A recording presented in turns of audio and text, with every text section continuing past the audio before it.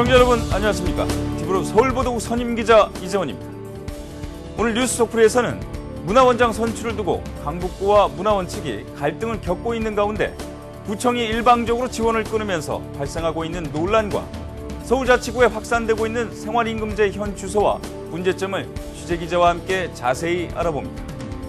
9월 넷째 주 뉴스 속풀이 시원하게 시작합니다.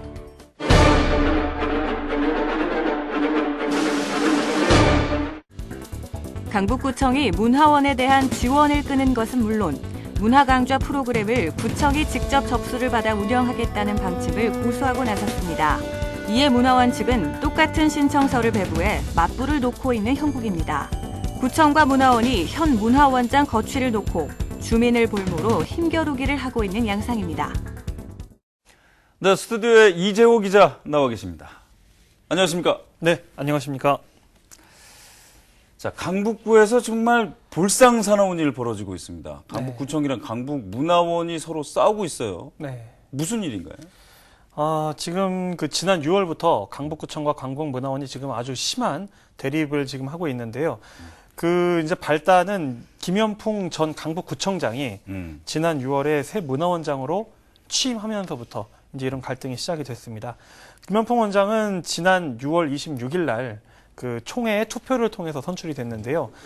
정관대로라면 김현풍 원장 전에 문화원장이 임기가 끝나기 한 달 전에 이제 후임 문화원장을 뽑았어야 합니다. 근데 이제 그것이 제대로 되지 않았고 김현풍 원장을 뽑는 그 과정에서 좀 파행이 좀 있었다고 봐야 되겠죠. 그런 과정에 이제 파행이 있었고 문화원에 이제 구청이 예산 같은 걸 지원하다 보니까 관리 감독의 권한이 있거든요. 그러니까 이제 구청은 그렇게 파행을 또 이제 정확한 어떤 규칙에 맞게 선출되지 않은 그런 원장은 우리 인정할 수가 없다.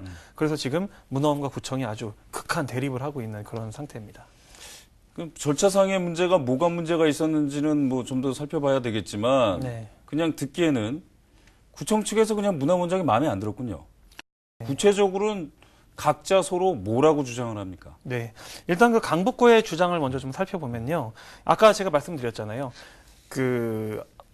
문화원장이 자신의 임기가 끝나기 한 달 전에 후임 문화원장을 이제 뽑아놓고 그러고 이제 임기를 마무리를 해야 되는데 강북문화원은 전 문화원장의 임기가 지난 3월에 끝나는 거였습니다. 그러면 2월에는 뽑았어야 되는 거예요. 근데 그거를 뽑지 못하고 있다가 6월 달에 전 문화원장이 총회를 소집을 해가지고 모여라 해서 투표를 해서 지금의 김현풍 원장이 뽑히게 된 거였거든요.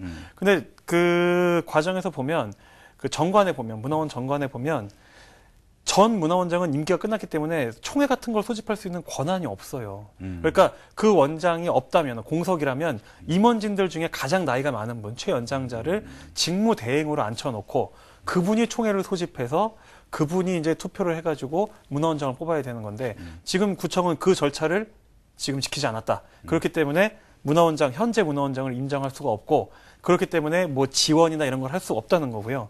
그리고 이제 문화원 측의 주장은 문화원 안에서도 그 절차가 잘못됐다는 거에 대한 지금 소송이 진행 중입니다. 그래서 문화원에서는 그 소송이 이제 결과가 나오면 이제 그때 이제 얘기를 합시다. 일단은 내가 문화원 회원들의 투표를 통해서 선출이 됐으니 이제 법의 결과가 나오기 전까지는 좀 유지를 하고 문화원의 기능은 좀 정상적으로 유지할 수 있게 해달라. 지금 그렇게 주장이 지금 맞부딪히고 있습니다. 이게요, 구청이 지금 새로 뽑힌 문화원장을 얼마나 싫어하는지 지금 구청 측의 행태를 보면 알 수가 있습니다. 네. 구청이 초강수를 내놓고 있죠. 예, 어떤 것들 정말 엄청난 강수가 지금 나오고 있는데요. 일단 김현풍 원장이 취임한 지난 6월부터 보조금 지원을 중단했습니다. 보조금이라는 거는 사무국 직원들에게 월급을 주는 것, 그리고 문화원들이 이제 정기적으로 행사 같은 걸 하는데요. 그런 것을 열 수 있게 이렇게 예산도 지원을 해주고 한 연 1억 원 정도를 그렇게 지원을 하고 있는데 그것이 지금 일괄 중단이 됐고요. 쉽게 말하면 그냥 운영에 있어서의 젖줄이군요, 젖줄. 예, 젖줄을 이제 끊어버린 거죠. 끊어버린 거고. 그리고 이제 구청 소유의 강북문화예술회관의 강의실을 빌려가지고 강북문화원이 이제 문화 강좌를 해왔는데 10월 1일부터는 대관이 불가능하다. 사용할 수 없다라고 이제 통보를 해왔고, 그 다음에 그 문화예술회관 안에 사무국 사무실도 운영이 되고 있었거든요. 그것도 11월 1일까지는 빼라. 그렇게 하면서 지금 문화원 자체가 이제 운영을 좀 어렵게 돈 지원도 안 되고 공간 지원도 안 되고 지금 이제 거의 운영을 못하게 하는 그런 상황이라고 보면 될 것 같습니다. 이걸요, 좀 자세히 들여다보고 좀 삐딱하게 바라보면은 이게 정치적인 역학관계 때문에 그런 거 아닌가라는 생각을 좀 하게 됩니다. 네. 강북구라는 곳이 원래 좀 노인 인구가 많은 곳이고요. 네. 게다가 이 문화원이라는 곳은 원래 그 그렇죠. 인구층이 고령인구. 가장 예, 많이 노인층이 가장 많이 이용하는 맞습니다. 그런 예. 문화시설 아니겠습니까? 예. 그래서 문화원장이 지금 현재 새누리당 당원이시고 당원은 아닌데요. 당원 새누리당 출신 어. 구청장 그러시고 색깔이 그러시고 네. 지금 현재 이제 그 구청장은 새정치민주연합 소속의 자치구 수장이시고 네. 이러다 보니까 아무래도 이런 문제가 발생하는 것 아닌가라는 생각을 좀 추측은 해봤습니다. 네. 진짜 속내가 뭡니까? 구청에서 이제 당연히 그렇다고 얘기는 하지 않죠. 예. 그렇다고 얘기는 하지 않고요. 그리고 이제 그게 똑같은 얘기입니다. 그러니까 적법하게, 그러니까 절차에 따라서 만약에 다시 선거를 했는데도 김현풍 원장이 선출이 된다면 그땐 인정하겠다는 거예요. 그런데 그 전까지는 자기네들은 인정할 수 없다라는 게 이제 구청의 입장이고, 근데 이제 누가 봐도, 그러니까 지역사회에서 나오는 얘기는 뭐 아무래도 정치적인 그런 대립관계가 있지 않겠느냐. 그러니까 그거를 보면 알 것 같아요. 그 전 문화원장, 아까 말씀드린 전 문화원장이 후임 문화원장을 뽑지 못하고도 3개월 정도, 6월 달에 이제 김현풍 원장이 뽑혔으니까 3개월 정도가 파행 운영이 된 거잖아요. 그래도 그때는 보조금 지원이며 뭐 다 이루어졌었거든요. 그런데 김현풍 원장이 취임하면서부터 이런 일들이 벌어지니까 아무래도 사람들 눈에는 이거 정치적인 논리 아니냐라는 얘기가 나오는 거죠. 지금 문화원 가면은 웃지 못할 천국이 벌어지고 있다면서요. 예. 같은 강좌에 2개의 신청서, 이게 무슨 말입니까? 저도 정말 가서 좀 당황스러운 일이 아니고 안타까운 일이라고 생각이 드는데, 그 강북문화원 강좌에 신청을 받는 곳이 아까 말씀드린 강북문화예술회관입니다. 근데 그 예술회관 안에 보면은 기존에 이제 문화원이 운영했던 강좌 하나를 놓고 구청은 구청문화체육과에다가 신청하세요. 문화원은 문화원 사무국에 신청하세요. 그러니까 강좌는 똑같은데 양쪽에다 다 서로 신청하라고 하고 있는 거예요. 어떻게 하라는 거예요, 도대체 주민들은? 그러니까 주민들은 이거 도대체 어떻게 해야 되냐. 보통 이제 또 어르신들이 많기 때문에 보통은 문화원에다가 많이 신청을 하셨더라고요. 근데 이제 그분들도 걱정이 되는 게, 이러다가 진짜 구청이 그냥 강좌 가져가 버리면 우리 돈 날리는 거 아니야? 이런 걱정들도 하시고, 우리 지금 볼모로 잡아놓고 구청하고 문화원이랑 싸우는 거냐. 이런 지금 화도 내고 계시고, 주민들이 굉장히 지금 화가 많이 나 있는 상황입니다. 자, 강북구청이나 강북문화원이나 이 주민들 위에 있는 것 절대 아닙니다. 이 정치적 역학관계 때문에 서로 이렇게 진흙탕 싸움하는 거, 사람들 눈살 찌푸리게 하는 것 당연합니다. 자기들이 누구 때문에 존재하는지 좀 생각 좀 하셨으면 좋겠습니다. 수고하셨습니다. 네.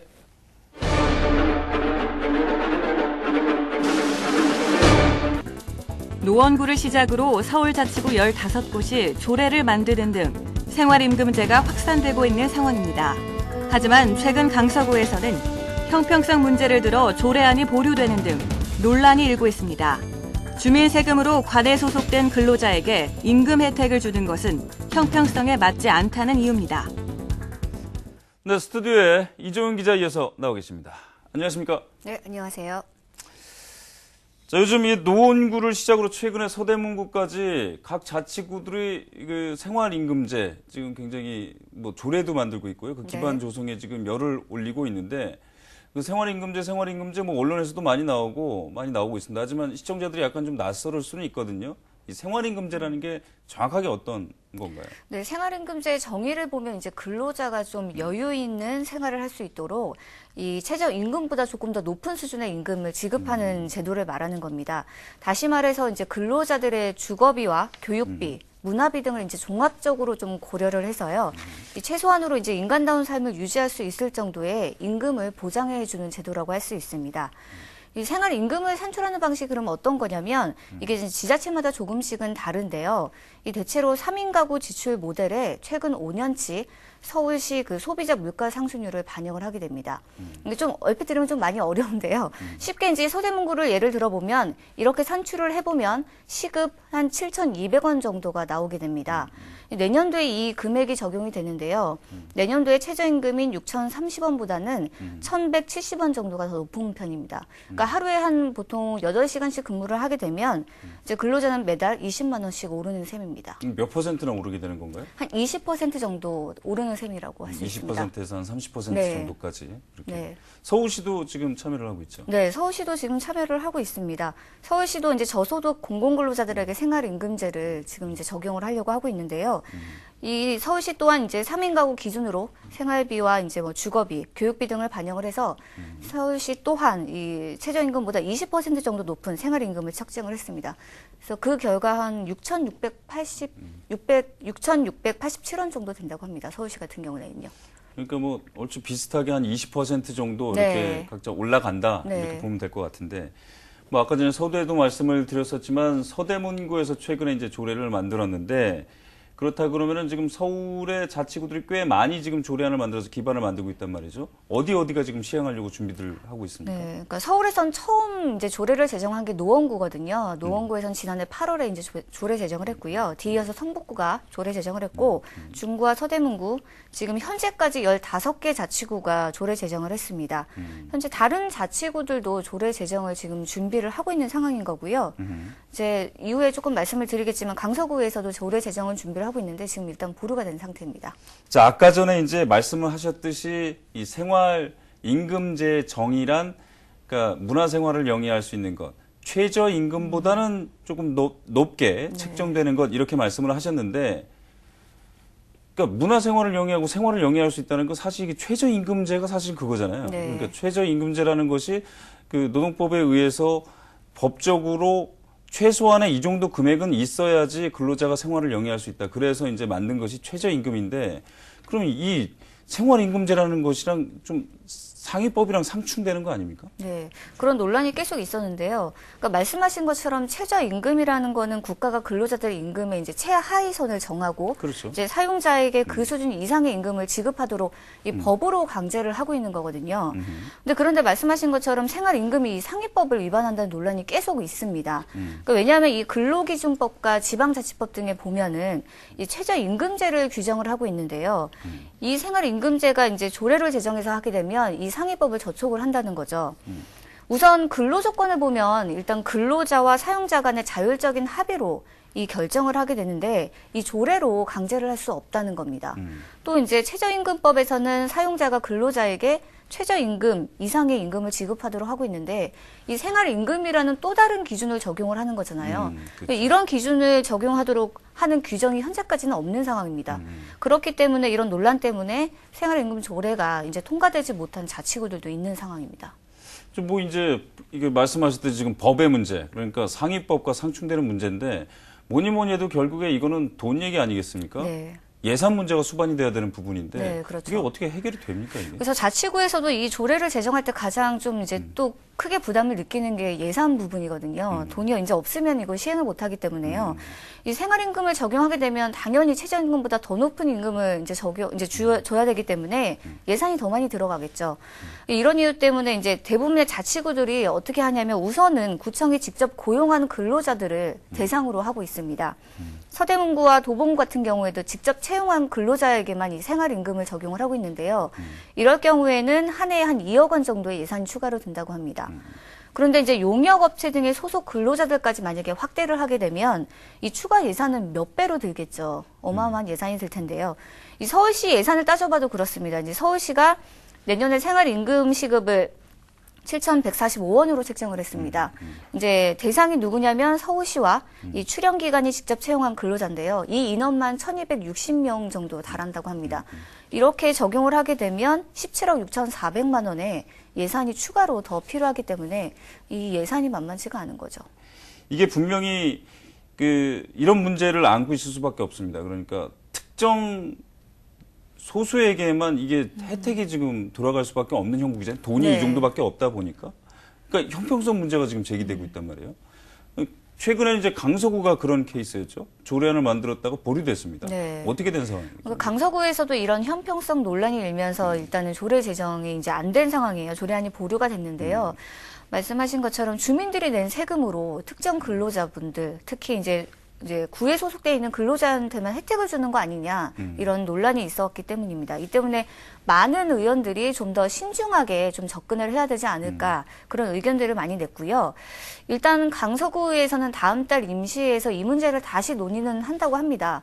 하지만 이게 이제 논의가 돼서 통과가 되더라도 일단 당장 내년부터는 시행되기가 어려울 것이라는 전망이 나오고 있습니다.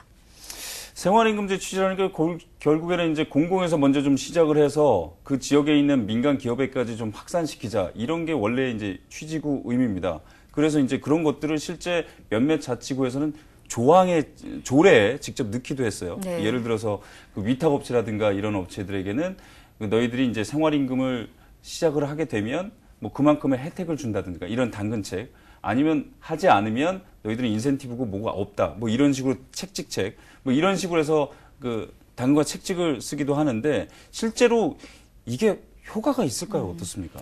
그러니까 전문가들이 이 생활임금제 도입에 큰 의미를 두는 측면은 두 가지입니다. 일단 첫 번째는 이 낮은 최저임금에 대안이 될 수 있다는 거죠. 이 생활임금제를 도입을 하게 되면요.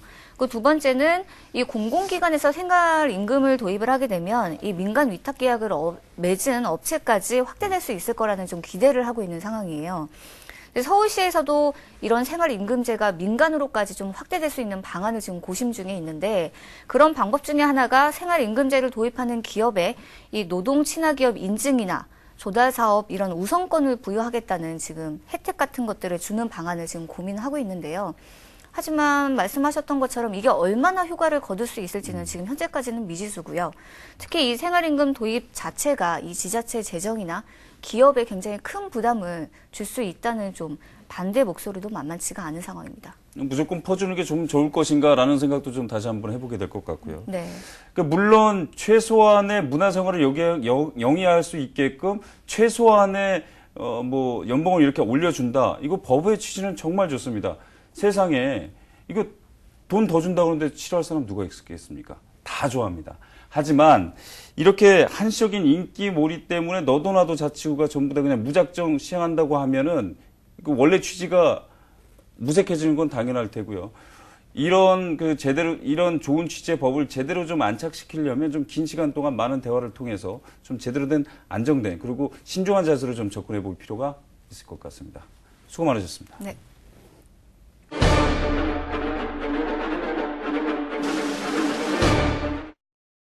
이번 주 지역신문의 헤드라인을 살펴보는 지역 속풀이 시간입니다. 노원구의 노원신문은 일면 톱으로 중계동에 위치한 한 아파트가 세금 폭탄을 맞게 된 사연을 소개했습니다. 중계 이동의 중앙 하이츠 아쿠아 아파트는 지난 7월 지방세법이 개정되면서 450만 원이던 취득세가 1,750만 원으로 껑충 뛰었습니다. 노인복지시설의 경우 현행 1%에서 4%로 상향 조정됐기 때문입니다. 중앙하이츠는 지난 2008년 노인복지시설 이른바 실버타운으로 허가를 받아 총 219세대 규모로 지어졌습니다. 해당 주택의 경우 입소 자격자가 아니더라도 임대나 매매가 가능한 곳입니다. 쉽게 말해 일반 전매가 가능했던 것인데요. 문제는 노인복지법이 개정되면서 실상은 그렇지 않지만 서류상으로 노인시설이다 보니 세금 폭탄을 맞게 된 겁니다. 최근 이 아파트에 이사온 7세대는 모르고 있다가 뒤통수를 맞은 격이 됐습니다. 구청은 뒤늦게 행정자치부에 유권 해석을 의뢰한 상태로 최대한 주민의 입장에 서겠다는 계획입니다. 법의 취지를 이해 못하는 바는 아니지만 어찌됐건 실상을 파악하지도 못한 채 법에 잣대만 들이대는 전형적인 탁상 행정으로밖에 보이지 않습니다. 중구의 중구신문은 일면 톱으로 오는 11월부터 중구에서 시행되는 노점 실명제에 대해 실었습니다. 노점 실명제란 말 그대로 그동안 불법으로 운영되던 노점을 제도권 안으로 끌어들이는 것을 말합니다. 1인 1매대가 골자이며 자산 실태 조사가 수반돼야 합니다. 중구에는 명동, 남대문, 동대문 시장에만 1,300여 개의 노점이 우후죽순으로 들어서 있습니다. 골목골목마다 노점으로 꽉 들어차 있다 보니 이 보행자의 불편은 물론이고 상인 간의 갈등도 심했습니다. 오랜 기간 노점들이 점유하다 보니 기업형 노점이 있는 것도 사실입니다. 이번 정책은 중구가 그동안 지속적인 단속으로 채찍만 휘두르던 입장에서 당근도 함께 내놓은 것입니다. 여러 노점을 거느린 기업형 노점을 퇴출시키고 부부 합산 자산 3억 이하 대상자만을 수용합니다. 그동안 문제가 됐던 임대나 매매, 즉 전매를 못하도록 해 노점 질서를 확립한다는 계획입니다. 또 3년간 지켜본 다음 재산 실태 조사를 실시해 자리를 순환할 예정입니다. 정의된 자리에는 젊은 창업자들을 끌어들이고 남대문 시장에는 홍콩의 야시장처럼 특화거리도 조성합니다. 노점 실명제는 사실 중구에서 처음 시도하는 것이 아닙니다. 농구를 비롯한 노점 때문에 골머리를 앓고 있는 다른 자치구에서도 시도되고 있는 제도입니다. 하지만 많은 소통과 끊임없는 대화가 필요한 것이 사실입니다. 아직까지 성공한 사례가 없는 것이 그 이유입니다. 중구의 노점 실명제는 시작부터 소통이 부족해 보입니다. 화학동 중앙시장은 노점 실명제에 칼을 들이대는 첫 시범 지역인데 정작 쫓겨날 위기에 처한 사람들은 대부분 이동식 매대를 구입할 여력이 없는 병든 노인들 뿐입니다. 첫 단추를 잘못 끼우면 모든 것이 어긋나기 마련입니다. 좋은 취지인 만큼 충분한 대화와 좀 더 신중한 접근이 필요해 보입니다. 강서구의 강서양천신문은 화곡동 일대 뜨거운 감자인 학군중학교 배정 논란에 대해 실었습니다. 골자는 발상동과 화곡동에 위치한 덕원, 명덕, 화곡중학교의 배정을 받을 수 있느냐의 문제입니다.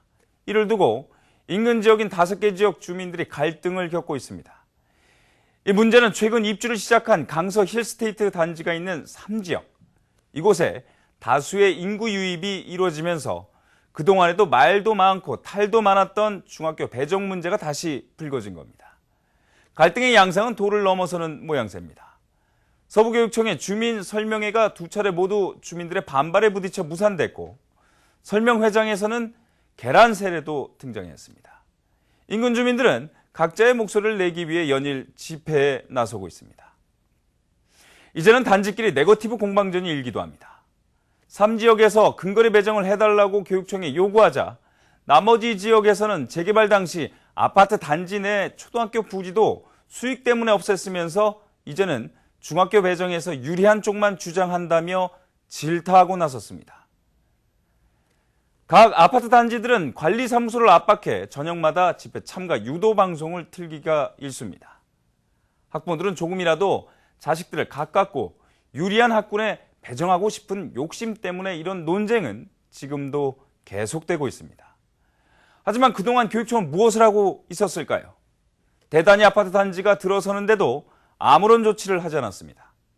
게다가 현 상황에 대한 입장도 교육청 내부에서조차 다른 반응이 나오고 있습니다. 주민들의 지나친 개인주의로 치부할 것이 아니라 아이들의 미래를 책임지는 이 지역 교육 중심 기관으로서 신중하고 막중한 책임을 스스로 깨달아야 할 것입니다.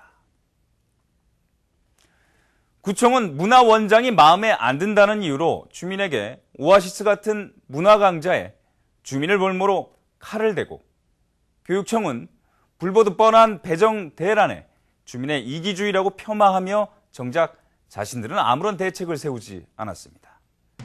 주민을 행복하게 만드는 행정은 편의주의가 아니라 주민의 시각에서 출발해야 한다는 것 다시 한번 느끼게 되는 한국주의였습니다. 9월 넷째 주 뉴스 속풀이 준비한 소식은 여기까지입니다. 다음 주에는 좀 더 속 시원하고 깨알 같은 정보를 들고 찾아뵙겠습니다. 고맙습니다.